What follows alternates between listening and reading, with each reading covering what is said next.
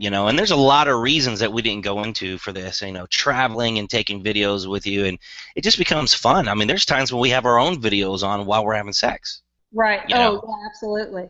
Yeah, so, you don't want to be, unrealistic. You don't want to be somebody else. I don't want to see my wife acting unless we're doing a role-playing bit, which is something that we do a lot. We can talk about more later. So, keep the moans and the yells to whatever you normally do. And that's the same thing with the dialogue. We call it dialogue, but it's really how are you talking? There are some people who don't say a word, and there's other people who are commanding. It's completely different for every person. But keep it realistic. You're not, just because there's a camera on doesn't mean that you're supposed to be acting. Just because there's a camera on doesn't mean that you're role playing.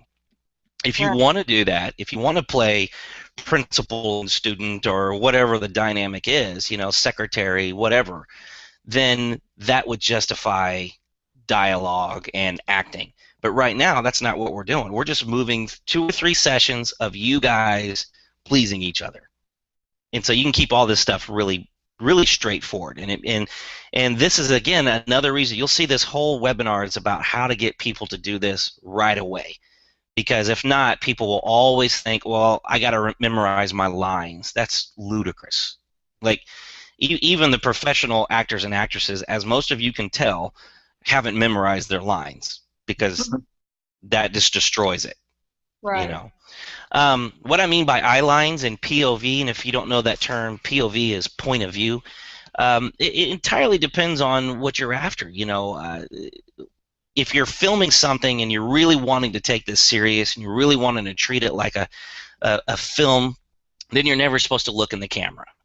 Your eye line should be at each other, not looking at the camera, unless it's POV, which would mean I'm holding a camera while having sex with my partner, and then they would be looking at me because we're creating a sensation like she's looking at me while we're having sex. Right. Then that works. Um, but a lot of times people get freaked out, and it's so funny because I've experienced this personally with partners to where they would like everything that was going on, but then they would see themselves looking at the camera, and it kind of freaked them out. And it is a little bit weird to see yourself looking at yourself while you're having sex. it's it can feel a little surreal. So, you know, um, there are times to do that, and they call it breaking the fourth wall and blah blah blah. For our purposes, I would encourage you just to not look at the camera. I think a lot of times that really disconnects people when they're watching it. And we don't want to use that as an excuse of why not to do it again. And then the ever famous money shots, and for those of you that don't know what a money shot is, which I would find hard to believe, it is finishing shots. And again, all depends on people. A lot of times people want to finish and actually have their orgasm while they're having sex. Awesome. Other people are into finishing on their partner, in any place that they can find. It can be the face, the chest, the butt. I mean, there's a million different things. I don't care what you do. If you're going to make sure that you have a money shot, just do me a favor, just for my own personal sanity, and don't have your back to the camera when you do it. Because none of us care to see your back while you're having an orgasm. So, you Right. know, if you'll get into it, you'll discover a rhythm and a routine, and you'll become aware of the camera, not in a bad way. But if you are going to have a money shot where you finish, on something other than inside your mate, then you need to be sure that the camera can see it, because that was pretty much the whole point Right. of the video. And what happens, especially with guys, is they're just so into it, and they're going, and it's like, oh, this is great and it's amazing, and they finish and they fall over, and oh, that was amazing, and then it's like, well, none of that was on camera, so that sucks. So just keep those things in mind. I promise you, when you're watching, one of the things that I've seen people get really excited about the most is seeing the finish.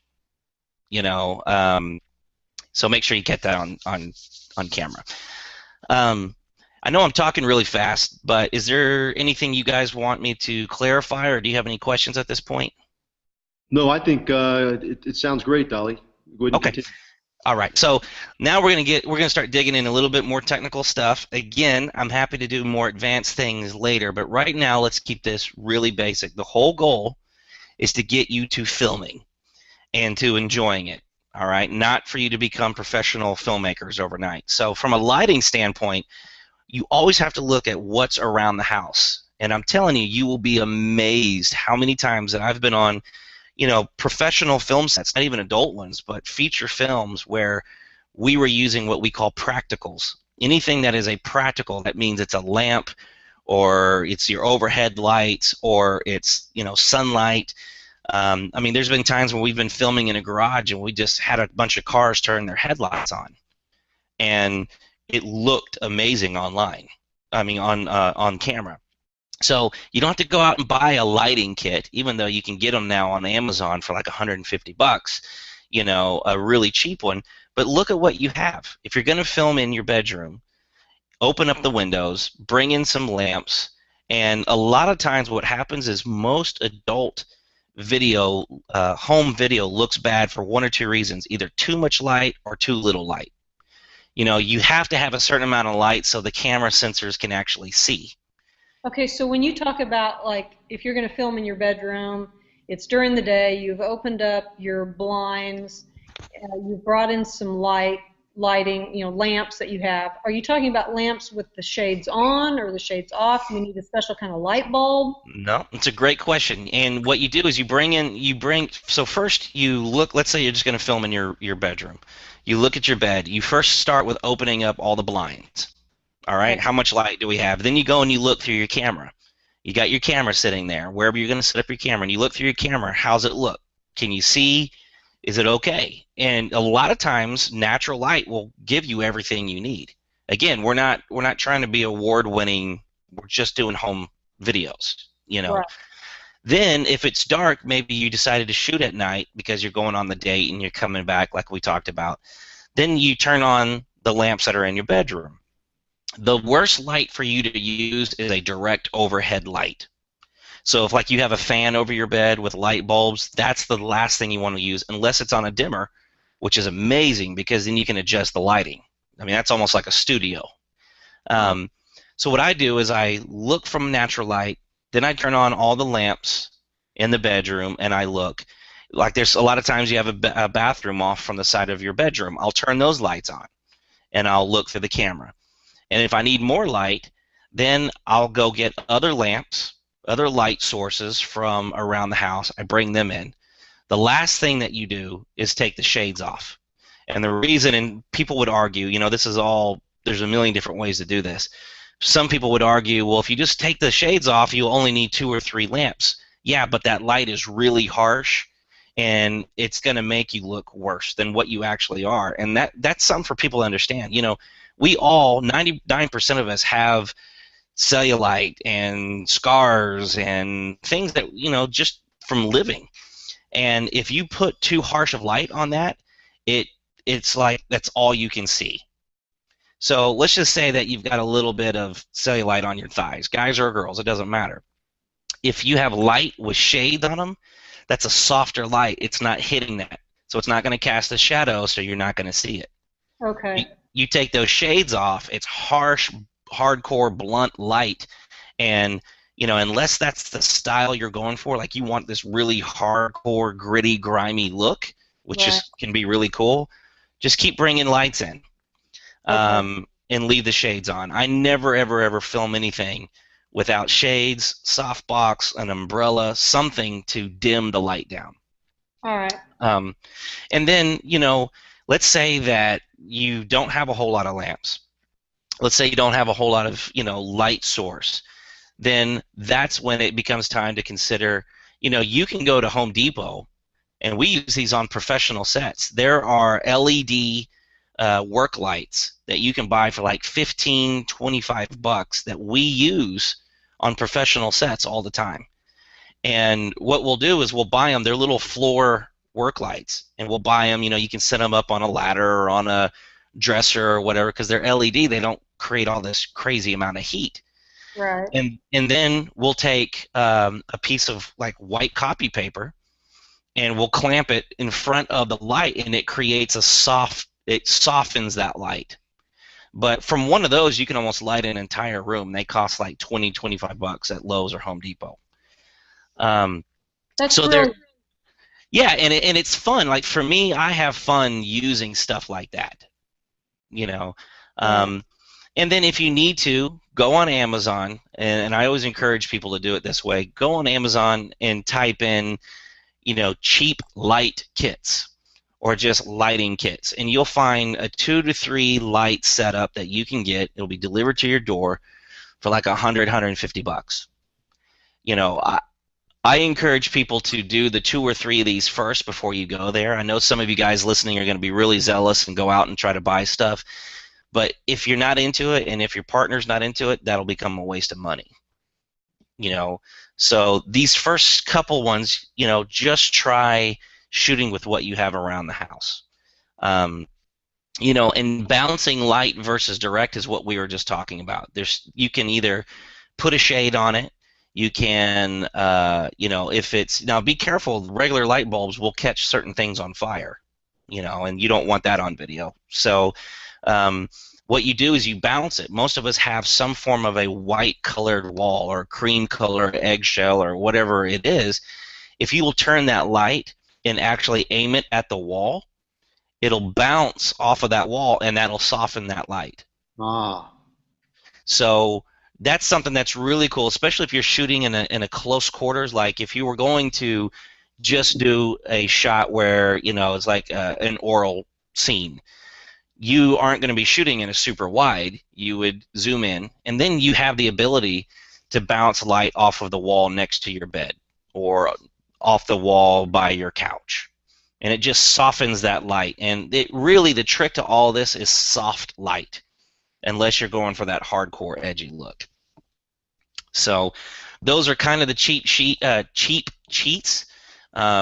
You would be amazed at what you could pull off with just your lights around the house. Especially, remember the halogen lights, those stands that we all had for, like through the whole 90s and early 2000s. Yeah, You yeah. could turn them up. most of us still have those, and those will, because they all have a dimmer on them.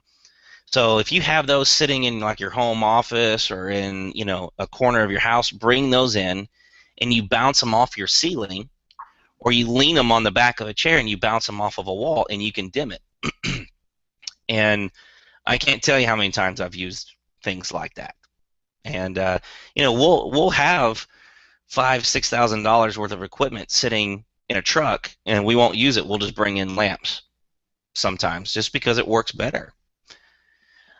Let's get into filming. Okay, cameras is, this is a doozy. Everybody wants to know about this. I will tell you, for our initial purposes, if you have a DSLR, which is a digital SLR, which is like Canon or Nikon, there's a lot of them out there, you can't go wrong using something like that. The Canon T4i, the Canon 60D, these are the lowest ones on that, on that scale are around $200-$300. They're still cameras that you can take video, and we shoot like our features and national commercials with those now.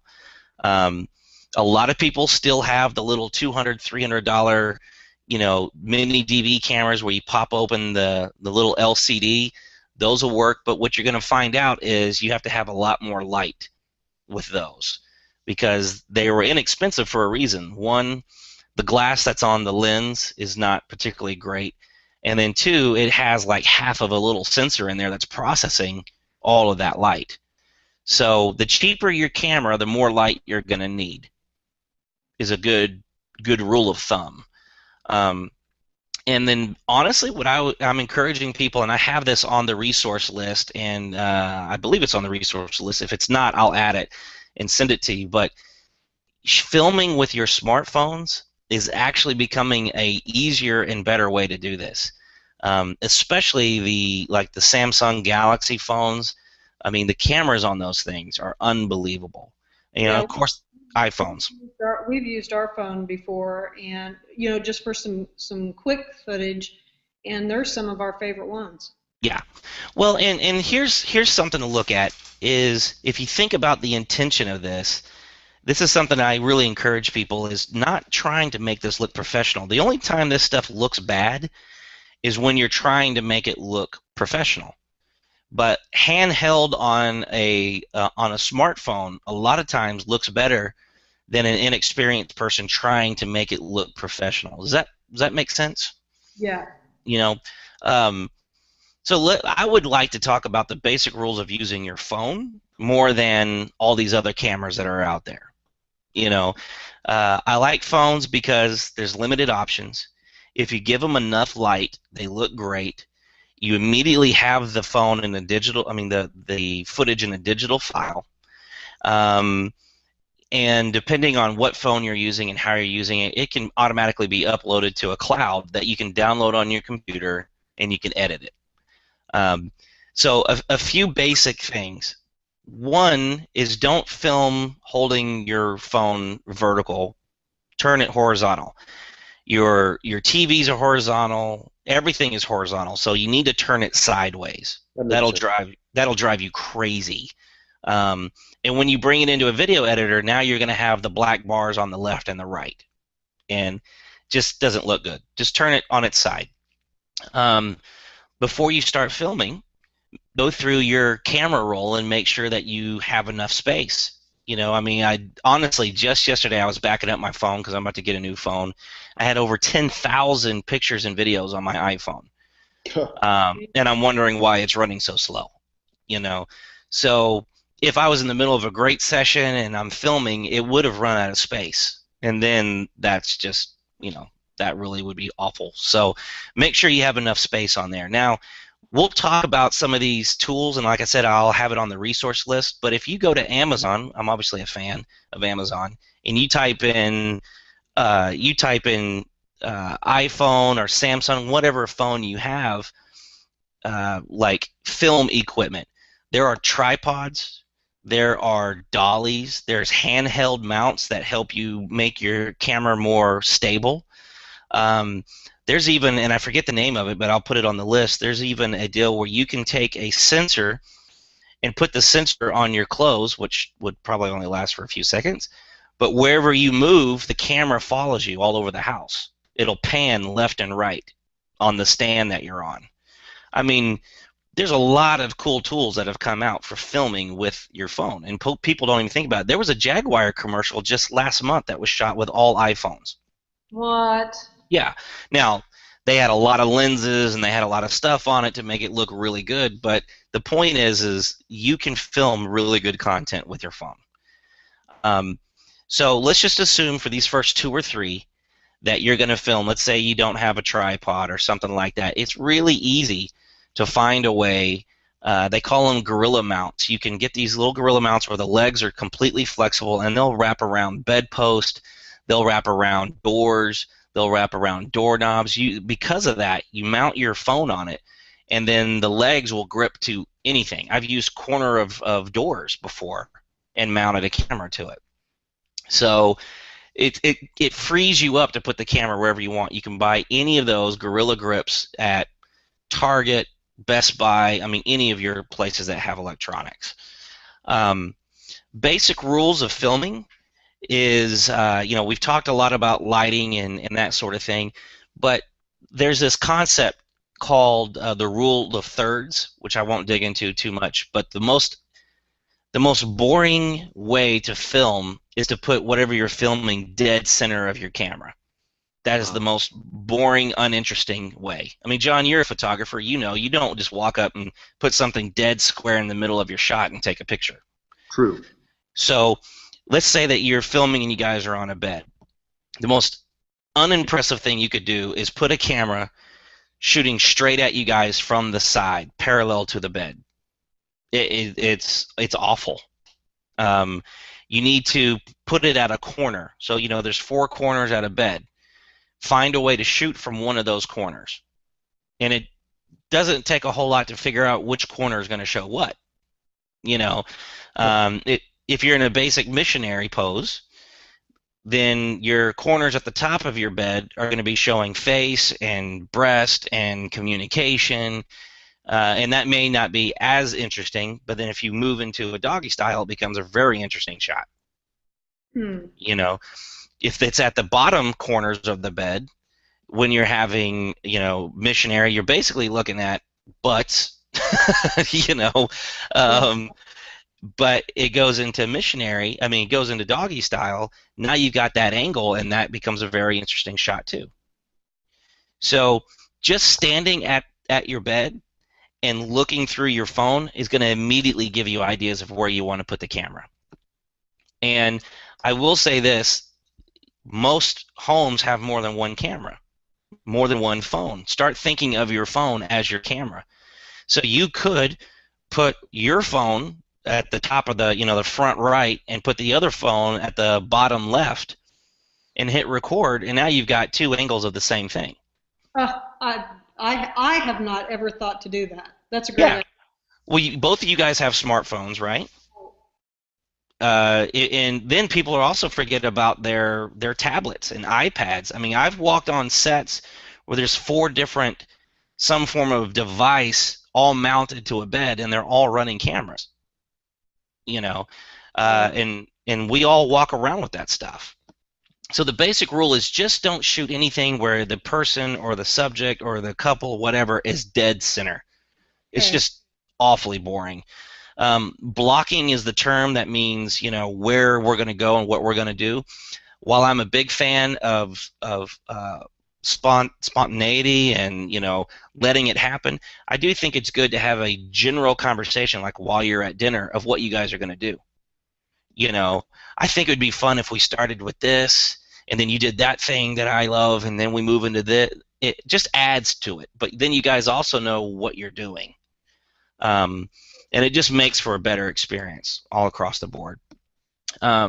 White balance, you don't have to worry about white balance if you're using a phone as your camera, but if you're using any other camera, white balance tells the sensor in your camera what white actually looks like. And I know that sounds weird if you don't know about it, but if you take a piece of white paper and you put it in your bedroom, that color white is shaded differently than if you put it outside. And so by white balancing, it tells the camera what all the colors are supposed to look like in that environment. Um, and most of your cameras, any of the cameras that anyone that we're talking about, on this call, will be using, it's real basic. It's like you push a button, and it just tells the computer, basically the sensor, hey, that's white. That means this is blue, this is green, this is red. It's just a calibration thing. If you've ever shot video and you look at it and everything's blue, when you look in the video, that means they didn't white balance. Ah. Yeah. Um, Equipment, and I jumped ahead of myself, but equipment and smartphones, again, if you go on Amazon and you just type in smartphone filming equipment, you're going to find so much cool stuff. And I mean, handhelds, and let's not forget that handheld is still a very good way to film what we're doing. I mean, holding a camera, let's go back to like the doggy style. And this is some of the best stuff that you'll ever get. So you got a camera over here and it's locked off, which means it's sitting still and you're having sex. That's fine. But if you have another camera, or if it's the only camera you have, sometimes it's better. Let's say you're in a missionary pose. You're starting off missionary. The guy can easily hold the camera off to the side and catch you guys kissing and passionate, and kissing on the breast, that kind of thing. Then you Right. turn over into doggy style. She can hold the camera and catch her face, catch him behind her, catch her breast, all that, and that's all handheld. And that is some of the best footage that you're going to get. It really is. Yeah. So, don't obsess with the equipment. Like you got to go out and everything's got to be on a tripod and everything's got to be. This is catching the energy and the excitement of what you guys are doing. I know I said a lot there. Is there anything you guys want me to cover a little bit more? No, I think that sounds good, Damien. You've covered all about that. It sounds great. Okay.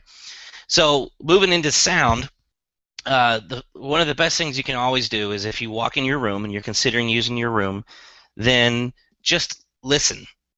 If there's trains that go by, and again, this is amateur stuff, so this isn't that big of a deal. But if you're in a flight path, or which most of us are nowadays, or there's a train, or there's a lot of traffic, that kind of a thing, maybe it's not the room you want to film in. Sometimes it's better to film in in a room that's not so loud. The camera audio is always going to just suck, and that's just the reality. I mean, even if you're using an $800 Canon DSLR, the audio that it's capturing sounds that real treble, high, tinny kind of a sound. And so if this becomes something that you guys want, if it becomes something that you and your couple or your friends are really getting into, then again, visit our friend Amazon and buy the cheapest mic that you can find, and that's on the resource list. There are these, they're Shure mics and that kind of thing, and then there's a little recorder that I encourage people to use called an H4n. I use it myself. I've used it on film sets. It costs about $100 to $150, and it records gorgeous sound. So a lot of people don't realize that sound is recorded separately from the cameras, and that's how you get that really nice, rich sound. If you don't care, and I would say for the first 2 or 3 sessions, not to even think about it, not to even worry about it. But I also know some people that are on here are probably already advanced in this. So a H4n Zoom hand recorder you can get on Amazon, and then you can buy any kind of a mic, Sennheiser, Shure mic, and plug it into that, and you just set the microphone someplace, like on a chair, or on a dresser, or on an end table, wherever you are. You just set it on there. Just make sure it's not in the shot when you look through the camera, and then you hit record, and it captures everything. It's not a necessity, but I promise you it'll make your videos much, much better. And Yeah, I'll say this about sound: people will look at really poorly shot stuff and be okay with it, but if people are watching something poorly shot and the sound sucks, they'll be like, oh, this is awful. It's just the way our brain works. So if you're thinking about sharing this, or a lot of the people I talk with are wanting to start their own sites where they share their own videos, and that's kind of a quasi-professional, then you're going to want to use an external mic. Okay. All right, moving on into editing. Okay, this is huge. Every one of these bubbles that we've gone into could be classes by themselves, obviously. But there is free editing software that's out there. I'm an Apple Mac guy, so I always used iMovie, which comes with your Macs, or as a professional editor, I use Final Cut Pro. I'm not a PC guy, but I know a lot of people that use PCs, and they use Lightworks and VideoPad. And again, I have a resource list at the end that'll list these. But don't go out and buy an editor. Wait until it's something that you decided you really, really want to do. The basics of editing is you watch your video, and remember, Jackie, when you were talking about, there's points where you're like, oh God, come on. You cut those out. If you're shooting with one camera, you can still edit. You've got one clip. You cut out the boring stuff. Maybe you guys are having a conversation, or the dog started barking, or somebody rings the doorbell. You just cut that piece out, and you delete that piece, and now you've got a clip A and a clip B, and there's space between it, and that space is what you just deleted, and then you just drag those two together, and that's an edit. That's all an edit. That's all an edit is. You can throw a cross dissolve on there to kind of style it up, but I would really encourage people on the first couple of ones to edit. And everything I've been saying up to this point has been, how can we make this as easy as possible? This is the one thing I'm going to encourage people to take the extra step on, is to edit. Because, and I'm going to say, and guys, if you disagree with me, feel free to correct me on it, but sitting down, kind of like John, you did with Jackie having her private viewing, right? Sitting down and them watching, your mate watching. If you have a partner that is a little bit nervous, show them the edited footage. Don't show them the unedited footage. That will go a lot further. One, they're only seeing the really good stuff. Two, they're getting an idea that even if they don't look great in certain places, nobody else is ever going to see it. It's just this encouragement, like, I can make myself look really awesome by editing. You know, um, and one of the best tricks to editing is to find a really, really, really badass song. This is the greatest editing trick, and everyone does it. This is why you go to movies based off of trailers. If there was no music to the trailers, you would think every one of the movies coming out were going to suck. Yeah. So find a really good, sexy song, and then just edit these clips. Don't think of it as watching we walked in, we laid down on the bed, we started kissing all the way to the money shot. That's boring. I mean, nobody cares, and you will literally lose interest watching yourself have sex. Like, oh my God, this took forever.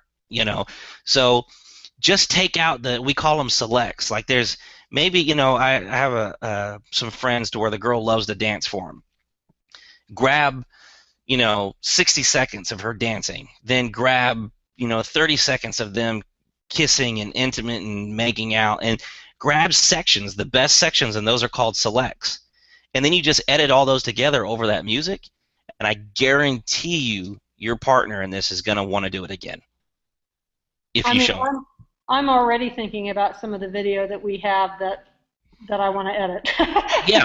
Yeah, and it becomes fun, and the next thing you know, you hear this song or you remember a song, and you get that song, and all you do is you import the song, you put it down on the audio track, and then you just start dropping down. And the reason I'm being so general about how to actually edit is because it's a little bit different for every program.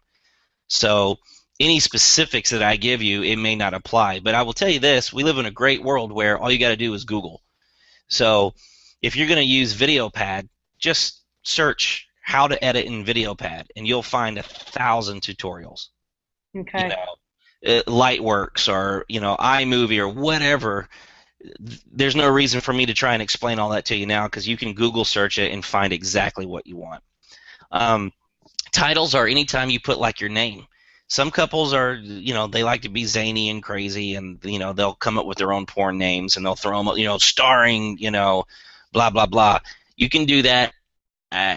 For me personally, I think at first there's really no reason to do that. But if you guys are into it and you think it's fun, I will tell you this: when I learned how to edit, they had us switch out music to the same scene over and over. And it was a sword fighting scene from the old TV series Highlander. And if you put silly music, the video became funny. If you put scary music, it became scary. So if you want to take the exact same footage that you edited to that really cool song and just start switching out different songs, you'll find out it takes on a whole different feel every time you switch the song out. Right. And then sound editing, this is something I'm just not really going to go into a whole lot right now. I mean, people use Audacity a lot. There's a lot of sound programs. Guys, I'm a professional. I've been doing this for 15 years. I don't edit sound. If I'm having to do it for a professional project, I have somebody do it. But it's fairly complicated. I'm a visual guy, so I edit the actual shots. But I don't think anybody really needs to worry too heavily about editing their sound. Every basic editor that we're talking about, Lightworks, VideoPad, iMovie, they all have basic audio editing in it, which would be more than enough for what you need to do for these purposes. So, all right, and then publishing. I didn't used to include this, but then people are constantly asking me, and I think what's happening, guys, is more and more couples are wanting to start their own member site where they can put up their own videos. The fastest growing genre in porn is amateur. People love to see real people having real sex, and that is something, if you're interested, you're into it, starting your own site, making it a secure site and offering it, it has become, as you guys know, it has become a passive form of income. It's just up to you. It doesn't affect me whether you share it or not, but if you want to, you can easily put some of these videos, and people always freak out when I say this, you can put these videos on YouTube, but you make them private. You can put them on Vimeo, and you make them password protected. Or if you actually know what you're doing, you can put them on your own server, and then nobody sees them unless you give them access. So it's just a question of how you want to publish it. if you're worried about this ever getting in the wrong hands and losing a job or family, these are average things that I hear, then just don't publish it. And people go, well, how do we ever see it? Leave it on your computer. You know, and we can get into details where, well, my kids get on my computer, then put it on an external hard drive and keep the hard drive in your bedroom. Right. I mean, I would say common sense kind of kicks in at this point. Don't leave it on a jump drive plugged into your smart TV if you don't want people to stumble across it. Um, the biggest thing that I will say out of all of this is backing it up. And what I mean by that is having an external drive where you save this stuff. And I said, cue sad story here. I lost probably 8 years worth of really good home video that I worked on a lot. I mean, you guys know me. You can imagine what my home videos were like. And I had a system crash, and I had never backed it up. For some reason, it never crossed my mind. And I lost all of that, So it sounds silly, but imagine, John, Jackie, the stuff that you shoot, like let's say you shot something last night. Imagine that 15 years from now. I get the point of shooting, shooting home porno is to be hot and fun, but it also becomes a really, really cool memory down the road, and you need to back that up, just like you would your photos or anything else. So that's my super sad stories. I lost 8 years of good sex. And then from a website standpoint, you can absolutely, if you want to, you can have a WordPress site, and you can launch that site. Like I was talking about. I think if that's something you guys want to do, let us know, and that would be another webinar that we get into later. Of if you're wanting to kind of start your own little amateur career, that's something else we could talk about altogether. Okay. And then in closing, here's my initial resource list. What we're going to do is you can download, or we will email you this whole presentation. And I'll take a still of this resource list, and I'm also going to add some of the other things that I talked about. But here are the resources. They're hyperlinked once you get it, and you can click on it to get your editing software or even learn some of the basics of video editing, that sort of thing. So I know I've said a lot. I'm almost hoarse from talking so much, but from an initial how to do it, I would summarize by saying, one, don't make it a big deal. Just set up a camera, talk with your partner, go have fun, have a few drinks, come back, and have sex and have fun, and sit down and watch it, review it, and then go, we're going to do another one. Just commit to doing 2 or 3 of these. If you're not willing to do 2 or 3, then don't even do one, because that one can just do more damage, honestly. Just say, we're going to do 3 of these over 2 or 3 weeks, and then we're going to learn, and from that I'll edit it together to this really awesome song, and then you're going to have this sexy 60 second to 2 minute long video. And at that point, most people, this becomes an ongoing hobby of theirs. So thank you guys so much for having me. I love teaching this stuff. And if there's anything else we need to do from a follow-up or answering emails, I'm perfectly willing to do that. Well, Dali, thank you. It's been a pleasure, and you have had, Jackie, I know we've learned a lot today, and we're looking forward to trying some of this stuff out. And we want to tell our audience as well, if you have any questions or other topics, regarding making great porn at home that you'd like us to ask Dali, or have him come back and focus on something else, please email us and let us know, and we'd be happy to do a follow-up down the road. Good deal. All right, guys. Well, thank you so much. Thank you, Dali.